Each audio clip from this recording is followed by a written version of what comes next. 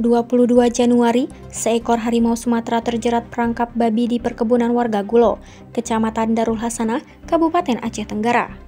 Muadin, warga desa Mandabe, Kecamatan Babu Salam mengatakan harimau tersebut hampir 4 bulan berkeliaran di Pegunungan Gulo Darul Hasanah, Pegunungan Mandabe, Pegunungan Lawe Sikap, dan Pegunungan Barung Kecamatan Babu Salam. Selain harimau terjerat itu, ada 2 ekor harimau lainnya yang masih terlihat berkeliaran di sekitar lokasi.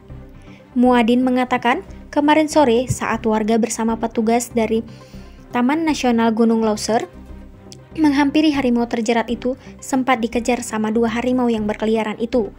Harimau yang terjerat tersebut berada di perkebunan warga di Kecamatan Darul Hasanah, Kabupaten Aceh Tenggara, di luar dari Taman Nasional Gunung Leuser. Muadin bersama warga setempat berharap kepada pihak terkait agar harimau yang masih berkeliaran itu juga sekaligus ditangkap dan dipindahkan dari lokasi perkebunan mereka. Ia juga mengatakan, karena selama ini kami khususnya sebagai petani di pegunungan ini merasa takut dan was-was kalau pergi ke kebun karena harimau masih berkeliaran di sana.